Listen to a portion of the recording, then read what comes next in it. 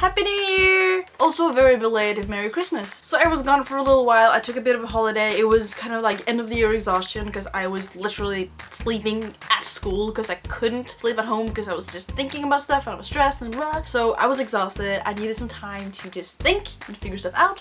And also there was Christmas and, you know, social stuff and spending time with family, and I'm just doing this a lot now. But yeah, Christmas was a thing that happened, and then New Year's was a thing that just recently happened because today is January... I don't have a date on my clock. I don't know why I looked there. January 4th. So in this video, I would just like to briefly talk about what happened in 2015, like what my year was like. And then I would like to talk about what my 2016 is hopefully gonna be like. Does it follow any of the guidelines that I am going to talk about in a moment? I haven't decided yet, but maybe. Okay, so 2015 was to me the year that kind of became my stepping stone. I grew a lot through 2015. My birthday is pretty late, so my birthday is October 31st, as I mentioned before, and by the end of 2015, the beginning of 2015, I was kind of a fresh adult. Because, you know, when you turn 18, you get all the rights and stuff, in Norway at least, and I don't know, I was suddenly just a legal adult, and I had responsibilities in a way, and my parents kind of stepped aside and was like, you know what, you're an adult now, we're still gonna nag you, but we're not gonna decide anything for you because we can't. And that was in a way really great, but also kind of scary, and I took full advantage of the fact that I could now decide my own life. But yeah, so I was doing exams, which I have mentioned before, and I thought that if I did these exams then I could move on to university without finishing high school the normal way. Turns out I was doing something wrong and I had to go back to high school in the normal way 2 years later, so I'm 2 years older than everyone in my class. But that came kind of later in the year. At the beginning of the year I was doing exams and my grandma was really sick. And I think I mentioned it before briefly, but I didn't really feel like fully talking about it. And I still don't. I'm still very sore about that fact because I miss her a lot. But that happened. So let's see what happened in 2015. I had a long-term relationship, at least for me, end, which was kind of sad and sucked, but it was necessary for me to kind of gather myself up because I was kind of shattered all over the place in stupid little bits and pieces that weren't really sure who I wanted to be and what I wanted to do. And I just needed some time to just gather all that and figure that out. So it was a long distance relationship and I just needed to end that, which was sad. That happened fairly early in the year. And then a couple months passed by. That's a lie, 1 month passed by. And then my grandma sadly passed away. And that was kind of hard. Honestly, the time from when she passed away until I left for Japan is just a blur because I couldn't focus on anything at that time. And then I went to Japan with my friends, but I missed my flights, which I also talked about. Like, I talked about a lot of these things, which is great because I can go back and look at the memories. But yeah, so I went to Japan, but I lost my flights. I had to travel alone with a lot of like bad communication from airport's side and stuff. I'm not hating on you, Istanbul, but the people at the airport were really bitchy, and the people at the hotel were even worse. So I had to go through that alone, which was terrifying because I was still struggling with tiny bits and pieces of social anxiety. I had to kind of woman up and talk with people, and that helped me a lot. So I kind of opened the doors. Like, I had gone through a very hateful, really angry period of my life where I was just hating everyone for arbitrary reasons. But I talked with people when I was traveling and they were really nice, and I needed that, and I was nice back. And then I was in Japan, in a country on the other side of the earth without my parents. It was just kind of awesome. Completely awesome. A little scary, but at the same time, it was great. And now I'm feeling familiar enough with the place that I could go back with friends, or maybe even alone. Not that it's fun to travel alone. And I could do that. I think I have the confidence that I could survive that. But I didn't stay in Japan for too long. I went to Korea, which was kind of life-changing. I mean, not directly life-changing. It was more like, whoa, is this possible? Is this a reality? Can I actually have friends like this and like a second family on the other side of the earth? That's amazing. And they were so, like, just the different culture suits me a lot better than a Norwegian social culture. I can tell you that. Of course, there are things about Korean social culture that I don't like, but a lot of the principles that they have, like the kind of thing where we're like, we're all in this together, we're one big family feel, I love that. Contrary to the Norwegian way of thinking, it's me and my own, and that's it. You, all the other ones, I don't care. I love that. So in Korea, I had a lot of fun. I made a lot of really great friends that I'm still talking with, and I'm still talking with the family. I consider them to be my Korean family, even though I'm not Korean, but yeah. I got them safely. I went on this crazy, weird journey, like travel, with very little planned and a lot of stuff that went wrong, and it went fine. It went totally fine, and I'm so happy about that. So after that, I went to England with my granddad. I went to England with my 82-year-old grandfather. So he was 81 at the time, I was 18. So 18 and 82, 81, we went to England together. And it was amazing. We walked a lot. I walked a lot this summer, but it was great. We walked around England, we looked at stuff, we ate delicious foods, and we explored. We both came home with amazing memories, and I'm so happy that we got to do that. And he's in such great shape for an 81-year-old. He's in better shape than I am. That was amazing. So I had an amazing summer. And then I went back to school, which I was not that pleased about. I didn't really get along with my class that well in the beginning, but that too has kind of sorted out. It took a few months, and I was hating school, and I was really sad and angry and depressed, blah. But it's kind of been slowly getting better, I guess. And now I'm actually really loving my class and we're all getting along great. We got a new guy. What else happened? I don't know, I had a pretty decent birthday celebration. I got a job. Holy damn, I got a job.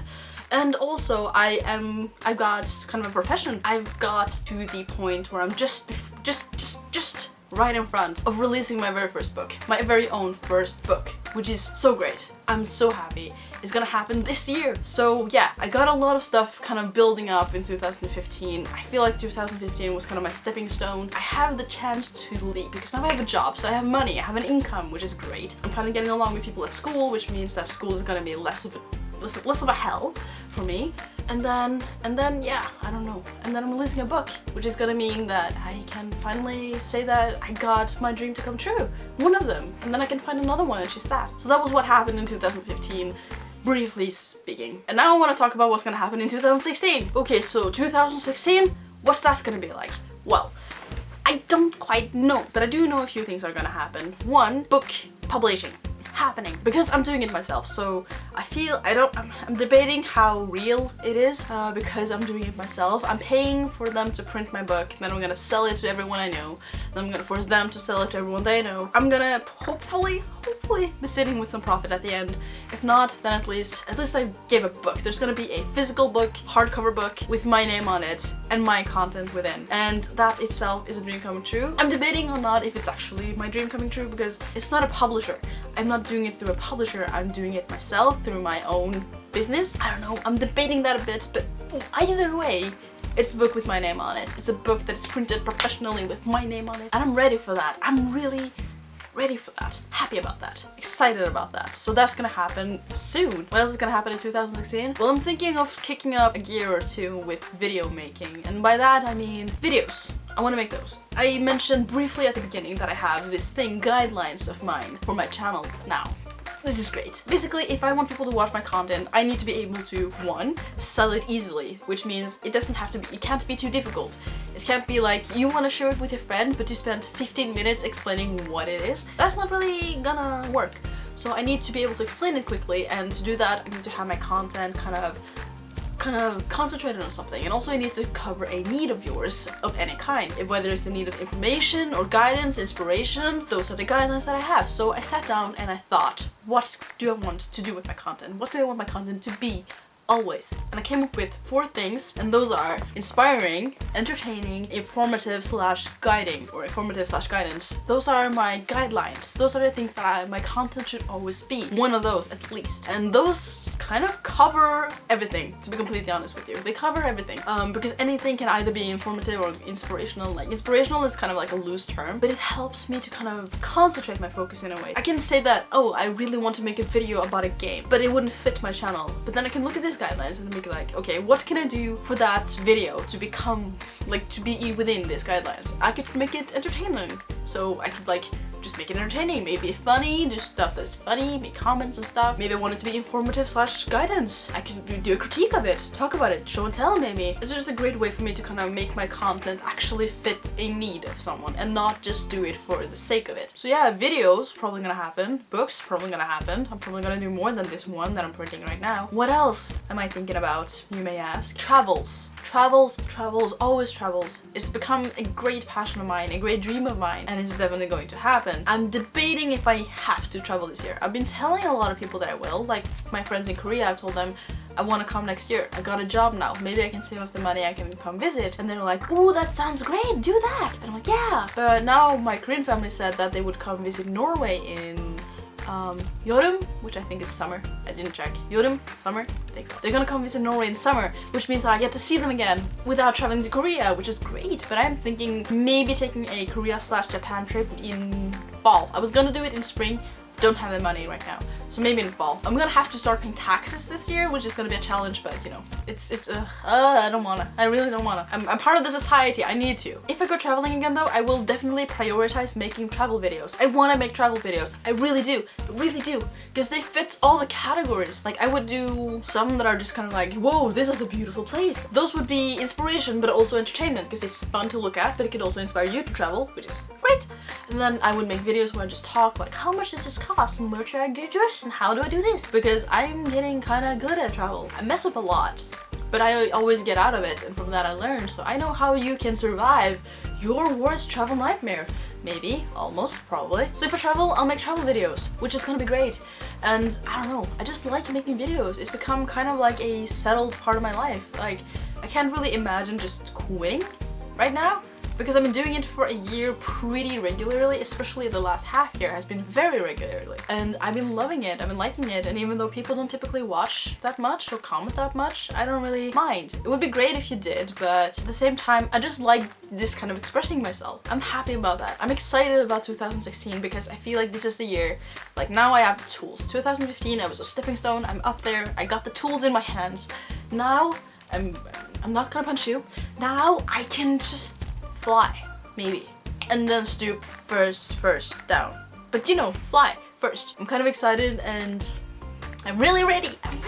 All right, you know what, I am gonna go. That was a bit about the year that has been 2015 and the year that is yet to come, 2016. I'm sure it holds a lot of stuff that I'm not yet prepared for, but I'm really excited. With that, I'm gonna take my leave. I wish you the best year. I wish you the happiest, funniest, most interesting, most exciting 2016.